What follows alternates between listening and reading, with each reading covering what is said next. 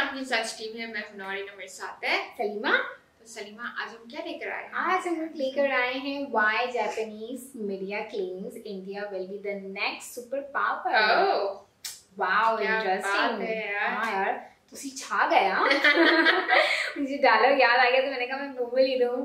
सो हम बाकी का ना वीडियो देखने के बाद ही आपको बताएंगे कि क्या है इसमें। और हेलो फ्रेंड्स, मैं हूं गौरव और जापान के न्यूज चैनल के एक टॉक शो में जापान की famous Waseda university of business school के प्रोफेसर ने यह कहा कि मोस्टली इंडिया दुनिया का नेक्स्ट सुपर पावर बनेगा। इनफैक्ट हिरोशी हिराबाशी, जो इंडिया में 1998 से लेकर 2002 तक जापानीज एम्बेसडर थे, उन्होंने एक बुक भी लिखी थी जिसका नाम है India the last super power.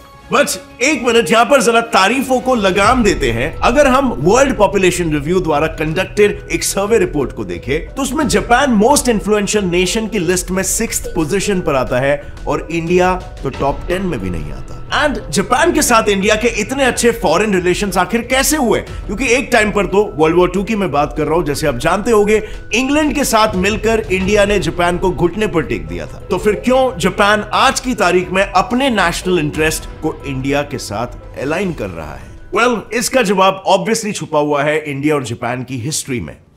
जैसे कि आप सभी जानते हो कि जापान एक बुद्धिस्ट मेजॉरिटी देश है with around 67% of the population following Buddhism. और जैसे कि हम सभी ये भी जानते हैं कि बुद्धिज्म ओरिजिनेट कहां से हुआ था। And this is one of those cultural similarities जिससे इंडियंस और जापानीज नेचुरली अपने आप को काफी रिलेटेड समझते हैं। पर यह रिश्ता और भी ज्यादा गहरा हुआ था 1945 की रूसो जापानीज वॉर में। उस वॉर के दौरान छोटे से जापान ने रशिया जैसे जायंट को धूल चटा दिया था और इस जीत का नतीजा ये निकला कि उस वक्त फेमस हुए एशिया फॉर एशियंस ऐसे एंटी यूरोपियन नारे। ये नारे इंडिया के जेलों में बंद फ्रीडम फाइटर्स के कानों तक पहुंचे और जो आजादी की आग इंडिया में ऑलमोस्ट बुझ चुकी थी वो फिर से दहक उठी। लेकिन अब इस आग का फिर क्या किया जाए?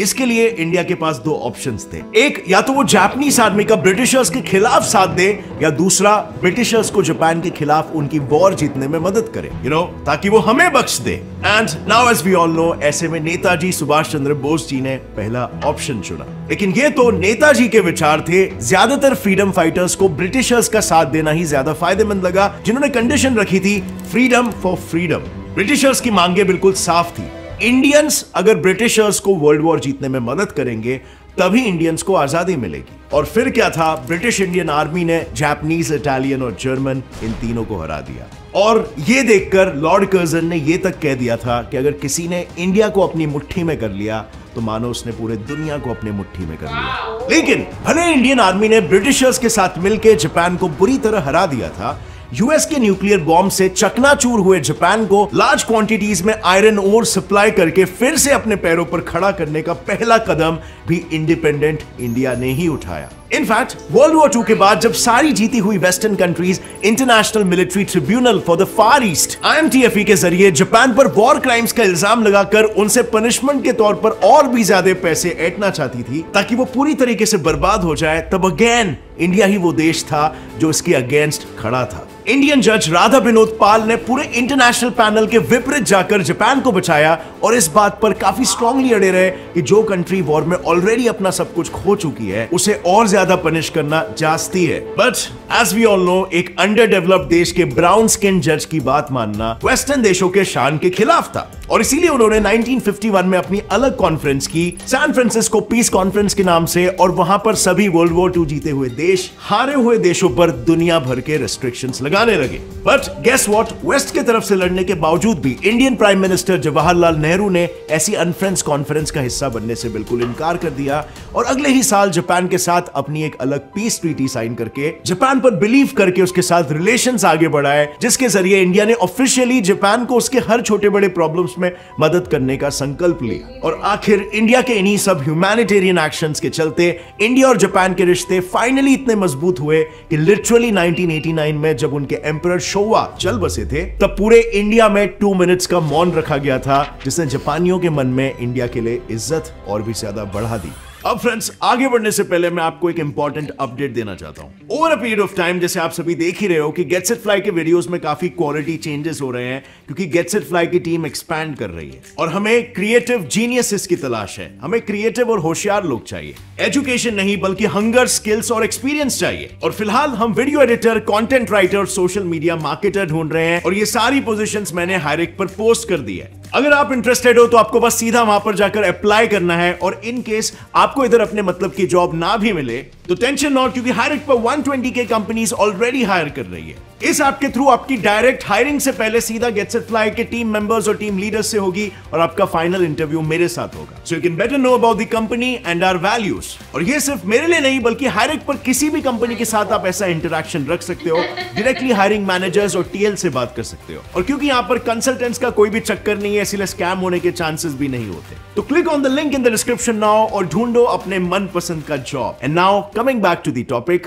अब अगर हम प्रैक्टिकली देखने जाए ना तो मिलिट्री पावर और ह्यूमैनिटेरियन बिहेवियर ही वो दो चीजें नहीं है जिसकी वजह से जापान को ऐसा लगता है कि इंडिया सुपर पावर बनेगा। According to world population review report, किसी भी कंट्री को सुपर पावर डिक्लेयर करने के लिए उसमें एटलीस्ट 5 चीजें होनी बहुत ही जरूरी है। Number 1 military alliances, number 2 international alliances, number 3 political influence, number 4 economic influence and lastly strong leadership, जिनमें से इंडिया के पास 3 चीजें तो पहले से ही है। Like number 1 military alliance. आज UAE, Russia, France, Israel, Afghanistan and in fact US भी मिलिट्री में हमारा एलाय है। और अगर हम नंबर 2 की बात करें जो है इंटरनेशनल अलायंस, तो मेजर इंटरनेशनल फोरम्स जैसे यूएन, G20 और FATF जैसे और भी इंटरनेशनल ग्रुपिंग का इंडिया फाउंडर मेंबर है। और इस वजह से इंडिया के इंटरनेशनल अलायंसेस ऑलमोस्ट हर कंट्री के साथ अच्छे हैं। और नंबर 3 की अगर हम बात करें तो वो है स्ट्रॉन्ग लीडरशिप। इंडिपेंडेंस के बाद पहले प्रधानमंत्री नेहरू जी ने NAM मूवमेंट को स्टार्ट किया था, जिसने वर्ल्ड को यह क्लियर मैसेज दिया था कि इंडिया एक सेल्फ मेड लीडर है। और आज भी मोदी जी के पॉलिसीज जितना हो सके इंडिया को सेल्फ रिलायंट बना रहे हैं। और यही वजह है कि कोविड के टाइम पर हमने वैक्सीन खुद क्रिएट किए और हमने दुनिया भर में डिस्ट्रीब्यूट भी किया, वो भी ऐसे टाइम पे जब दुनिया भर में पैनिक और अफरा तफरी मची थी और कोई किसी की हेल्प करने को तैयार नहीं था। अब बात करते हैं हमारे पास क्या नहीं है, और वो है 2 चीजें, political influence and economic influence. इस चीज को अचीव करने के लिए हमें यूएन सिक्योरिटी काउंसिल UNSC में परमानेंट सीट की जरूरत है। और ये सीट जापान हमें दिलवा सकता है, क्योंकि जब से यूनाइटेड नेशंस बना है तब से उसके परमानेंट सीट पर बस 5 देश बैठे हुए हैं, US, रशिया, UK, चाइना और फ्रांस। एंड इंटरेस्टिंगली यही वो 5 देश है जो वर्ल्ड वॉर 2 के बाद काफी अच्छे खासे कंडीशन में थे। पर वो दौर कुछ अलग था और आज 70 साल बाद वर्ल्ड ऑर्डर बदल चुका है। अब वक्त आ गया है कि UNSC के परमानेंट सीट्स में भी एडिशंस हो। बट जैसा कि हम सब जानते हैं, UNSC की सबसे बड़ी प्रॉब्लम यह है कि उसके परमानेंट मेंबर्स जो किसी भी रेजोल्यूशन का समर्थन या रिजेक्शन उसके प्रोज एंड कॉन्स को देखकर नहीं करते, वो इंस्टेड अपने पर्सनल इंटरेस्ट के हिसाब से डिसीजंस लेते हैं। फॉर एग्जांपल यहां पर जापान और इंडिया की ही बात ले लो, जो करीब 2004 से जर्मनी और ब्राजील के साथ मिलकर UNSC की परमानेंट मेंबरशिप के लिए पुश कर रहे हैं। लेकिन चाइना है कि इन दोनों कंट्रीज के साथ चल रहे अपने बॉर्डर डिस्प्यूट्स का गुस्सा यूएन में इस रेजोल्यूशन के खिलाफ देकर निकाल रहा है। लेकिन इस मामले में ट्विस्ट यह है कि चाइना का यह कहना है कि वो अपना वीटो इसीलिए यूज करता है क्योंकि उसको असली प्रॉब्लम जापान से है, इंडिया से नहीं। और इसीलिए जापान अब इंडिया को आगे पुश कर रहा है ताकि UNSC की परमानेंट सीट पर बैठकर एक ऐसा देश एशिया का प्रतिनिधित्व करे जो उस कुर्सी का इस्तेमाल पूरे एशिया की तकलीफों को सुलझाने के लिए करेगा और ना कि उस पर राज करने के वेस्टेड इंटरेस्ट के लिए। क्योंकि देखो, इसमें जापान को भी जियोपॉलिटिकली बहुत फायदा है। अगर इंडिया UNSC का परमानेंट मेंबर बन गया तो वो एक नॉन परमानेंट मेंबर की तरह सिर्फ रेजोल्यूशन या पॉलिसी पर हाँ या ना नहीं करेगा, बल्कि उसके पास पॉलिसीज बनाने का और डिसीजंस लेने का भी हक आ जाएगा। यानी कल को अगर जापान चाहे तो वो इंडिया के जरिए UNSC की परमानेंट मेंबरशिप मिलने की जो प्रक्रिया है उसी में चेंजेस ला सकता है और एक डेमोक्रेटिक वोटिंग सिस्टम खड़ा कर सकता है जिसमें चाइना और अन्य परमानेंट मेंबर्स का एज सच कोई सोल से ना हो। अगर majority of non permanent members भी किसी कंट्री को एक सुपर पावर मानते हैं और उसके सपोर्ट में वोट करते हैं तो चुपचाप उसे परमानेंट सीट दे दो। इसमें ताकत भी अनेकों देशों के बीच बंट जाएगी और दुनिया के किसी भी मामले में कुछ चुनिंदा देश अपनी मनमानी नहीं कर पाएंगे। यानी all in all, for all this to happen, India is the key, जिसका एहसास करंट जापानीज गवर्नमेंट के साथ साथ फॉर्मर जापानीज प्रधानमंत्री शिंजो एबे को भी था, जिन्होंने ओपनली ये कहा था कि इंडिया और जापान का रिश्ता दुनिया के सबसे इंपॉर्टेंट रिश्तों में से एक है और ये जापान के नेशनल इंटरेस्ट में है कि वो इंडिया के साथ ये रिश्ता हमेशा बनाकर रखे। और अगर यहां पर हम जापान का रिश्ता चाइना के साथ देखें तो उनका रिश्ता भी बिल्कुल सेम है जैसा हमारा रिश्ता चाइना के साथ है। उनका भी सेनकाकू आइलैंड्स को लेकर लैंड डिस्प्यूट चल रहा है। एक बोलता है ये आइलैंड मेरा है तो दूसरा बोलता है ये मेरा है, एंड हेंस द राइवलरी।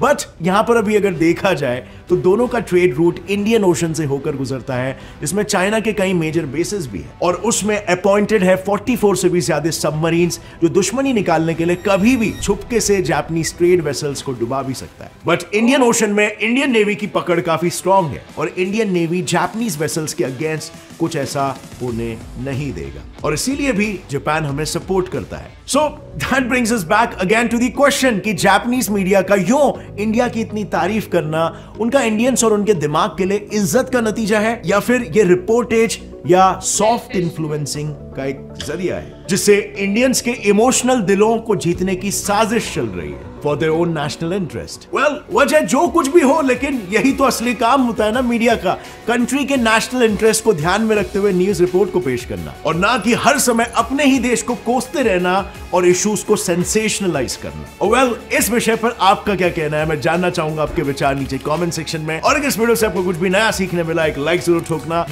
हम आपकी कमेंट में नहीं करेंगे, हम अपने सब्सक्राइबर बताएंगे डायरेक्टली वीडियो देखने के बाद। वेल, ये तो लास्ट में जो उसने बोला वो बहुत जाहिर है सबके लिए है कि ना लोग क्यों करेंगे, मीन्स अब वो डिपेंड करता है क्योंकि मीडिया जितना आपको ऊंचा कराती है ना उतना आपको तेजी से गिराती भी है। तो ये तो है। मतलब मेरी ये बात ना दिल में तभी आ गई थी जब उसने वो सबमरीन वाली बात बोली थी। तो बोला यार अगर जापान इतनी कोशिश कर रहा है ना तो वो सिर्फ अपने फायदे के लिए भी कोशिश कर सकता है। वो जितनी भी फ्रेंडशिप वगैरह डेवलप कर रहा है वो शायद इन सारी चीजों के लिए कर रहा है कि भाई उनको सपोर्ट मिल रहा है। क्योंकि अगर चाइना वाले जापान वो इंडिया को आगे पुश करे कि भाई वो इंडिया ही आगे मेंबर बने क्योंकि उनका फायदा। But still we cannot say anything, we cannot comment। सही है, शायद हमारी बात सच भी हो, शायद हमारी बात गलत भी हो, मतलब वो तो उनके दिल के ऊपर है। हाँ, क्योंकि मीडिया और पॉलिटिक्स ना बहुत बड़ा गेम होता है, तो वो अपने हिसाब से वो चल रहे होते हैं। माइट भी हो सकता है कि वो लोग पॉजिटिव वे में ही चल रहे हो या हो भी सकता है नेगेटिव में भी चल रहा हो, बट हम इस चीज़ पे कोई कमेंट नहीं दे सकते, हम कुछ भी बोल नहीं सकते। बट आफ्टर दिस पूरा ये वीडियो देखने के बाद और सुनने के बाद अगर इंडिया को भी अगर सपोर्ट मिल ले तो हाँ यही एग्जैक्टली कि ना अच्छा ना कि आपको भी अपने ना लाइक पूरी कंट्री के लिए सपोर्ट मिल रहा है, बेनिफिट्स मिल रहे हैं और इवन वो दूसरी वाली कंट्री को भी बेनिफिट मिल रहा है, सपोर्ट मिल रहा है। लाइक आपको जो फैसिलिटी आपके पास अगर नहीं है तो आप वो दूसरी कंट्री से अरेंज कर सकते हो। तो लाइक अच्छा है ना कि आप सारी कंट्री एक दूसरे के साथ लिंक करते रहोगे, इन टच में रहोगे यार, एक अच्छी स्ट्रॉन्ग बाउंड्री लाइक आपकी बाउंडिंग है ना अच्छी हो जाती है, स्ट्रॉन्ग हो जाती है। और ये जो सारे लाइक जो भी जंग वगैरह है ये सब भी नहीं होंगे यार। एंड तो यानी एक पूरी पूरे जो वर्ल्ड है ना फिर एक फैमिली कहना लगेगी। और ये कब होगा लाइक ये तो हमें नहीं पता, ये तो हमें लिटरली नहीं पता कब होगा। बट यार अच्छा है ना कि भले आप जितना भी फायदा ढूंढ रहे हो बट ये कि ना इस तरह आहिस्ता आहिस्ता कम से कम है ना लोगों के दिलों में ना आपकी कंट्री के लिए बहुत अच्छा इम्पैक्ट अच्छा रहेगा और है ना फायदा भी रहेगा और आपकी लिए ही फायदा है। आप कहाँ जंग और इक्विपमेंट और इतने सारे इकोनॉमी इतने सारे अखराजात पे लाइक इन्वेस्ट करने से अच्छा है आप उन जो गरीब जो लोग हैं जो बिल्कुल इतने फर्स्ट फेज है जहाँ पे वो फार्मर वाले जो लोग हैं जिनको फैसिलिटीज प्रोवाइड नहीं हो रही, आप उन चीज़ों पे सारे उन चीज़ को इन्वेस्ट करो, पैसे को वहाँ पे डालो जो जहाँ चीज़ नहीं है, रोड का मसला है लाइक या एजुकेशन का मसला है, आप बहुत ऐसे लोगों में लाइक वैसे मतलब मैं भी कभी सोचती हूँ मिसाइल्स वगैरह बना रहे हो तो ये सब बना रहे हो ना क्यों, मतलब किसी और को मारने के लिए आप ये सब बना रहे हो, पैसा इन्वेस्ट कर रहे हो, इससे अच्छा भाई आप अपनी ही डेवलप करो अपनी कंट्री को। सिक्योरिटी रखो बट एक अपने अच्छे के लिए, लाइक पॉजिटिव सेंस में। बट नो डाउट वेल, अब हम क्या बोले, बट ओवरऑल वीडियो बहुत अच्छी इंटरेस्टिंग थी, नो डाउट। एंड ना हमें अच्छा लगा देखकर सुनकर कि कितना अच्छा लाइक वो मीडिया है ना रिस्पेक्ट करती है इंडिया की, जिस तरीके से इतना अच्छा खासा उनको सपोर्ट मिल रहा था, और बाकी दूसरी कंट्रीज में भी इतना अच्छा उनका लाइक इंटरनेशनल पूरा। हाँ, तो अब हम क्या बोले, बाकी वीडियो हम अपने यहाँ पे एंड करते हैं। उम्मीद करते हैं आप लोग को हमारा रिएक्शन अच्छा लगा होगा। गाइस अगर अच्छा लगा है तो जाते जाते लाइक शेयर सब्सक्राइब और बेल आइकन जरूर प्रेस। सो तब तक के लिए अल्लाह हाफिज़।